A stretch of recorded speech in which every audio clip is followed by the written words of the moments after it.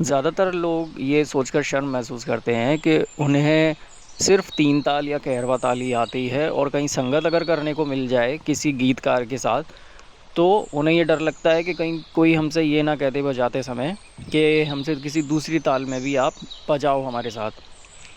तो उसके लिए मैं आज का ये विषय लेकर आया हूँ इसी पर, कि तीन ताल के किसी छोटे कायदे को आप तुरंत झप ताल में कैसे बदलें, और आप अगर कोई झप ताल के किसी गाने के साथ ऐसा बजाने का मौका मिल जाए तो आप ये कर पाएँ।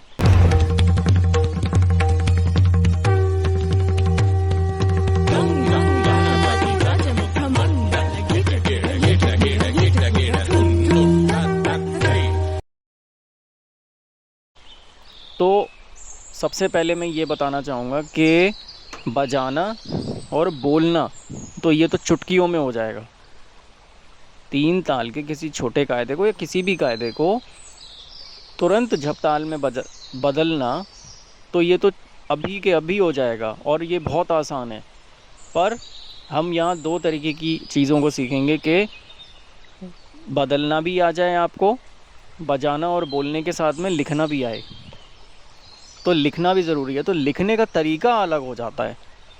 लिखने का तरीका अलग हो जाता है क्योंकि कुछ मात्रा बढ़ जाती हैं। छोटा कायदा है तो दो मात्रा बढ़ेंगी।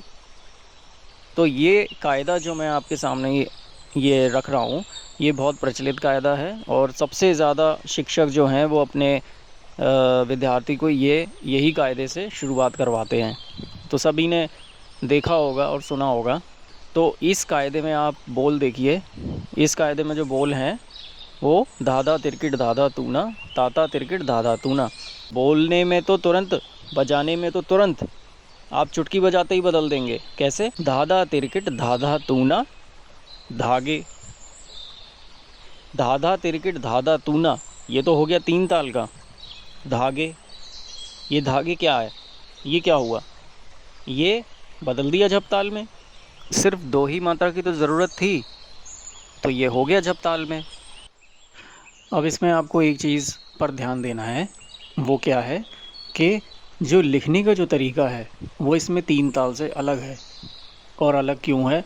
क्योंकि तीन ताल 16 मात्रा की है और ये 10 मात्रा की है, इसीलिए इसमें विभाग और तीन ताल के विभाग में अंतर है। लिखने का तरीका उसमें अंतर है।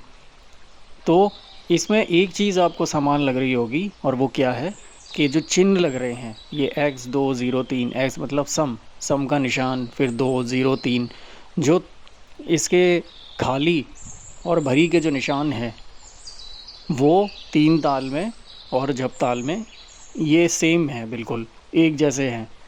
बाकी विभाग जो हैं वो बिल्कुल अलग हैं। और पहली मात्रा में दो मात्रा हैं, पहले विभाग में दो मात्रा हैं, दूसरे में तीन मात्रा हैं, फिर तीसरे में दो मात्रा हैं। इसी तरीके से जब ताल लिखी जाती है, तो इसीलिए इसमें अंतर है, क्योंकि वो 16 मात्रा की थी और ये 10 मात्रा की है। तो इस बात का आपको ध्यान रखना है। तो लिखने का आप यहाँ तरीका देखिए, यहाँ पर आप ध्यान से देखिए कि धा धा तिरकिट ये झप ताल का है। ये वही कायदा है जो हमने तीन ताल से बदल कर और यहाँ पर हम इसको लेकर आए हैं। तो धा धा तिरकिट धा धा तूना, बस यहाँ तक ध्यान दीजिए। अब यहाँ लिखने का तरीका देखिए कि धा धा तिरकिट धा धा तूना, बस यहाँ तक देखिए। यहाँ तक तो हो गया तीन ताल का वो कायदा, ठीक है। इस पूरे कायदे को जब आप तीन ताल में डालेंगे तो ये पूरा फिट हो जाएगा।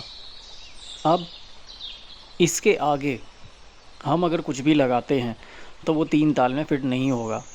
और इसके आगे ये पूरी की पूरी लाइन दो मात्रा और जोड़ देते हैं, धागे, धा धा तिरकिट धा धा तूना, इसके आगे दो और जोड़ देते हैं तो ये पूरा झप ताल का बन जाएगा। क्यों? क्योंकि धा धा तिरकिट धा धा तूना मतलब 1 2 3 4 5 6 7 8, 8 के आगे दो और जोड़ दीजिए तो 10, तो 10 हो गई। तो झप ताल में 10 मात्रा होती हैं, तो आपने दो और जोड़ दिए मात्राएं। और एक बात का और आपको ध्यान रखना है कि कुछ भी मनगढ़ंत नहीं जोड़ना है आपको। आपको वही बोल जोड़ने हैं जो अच्छे लगें। आप इसमें धा धा तिरकिट धा धा तूना तिरकिट, धा धा तिरकिट धा धा तूना धागे, जो अच्छे लगे, जो फिट लगे, जो फिट हो पाए उसमें। ऐसी ही बोल आपको जोड़ने हैं। अब धागे, अब इसमें जो धागे है वो ठीक लगा तो मैंने इसमें धागे जोड़ दिया। तो इस तरीके से आप इसको बदल सकते हैं।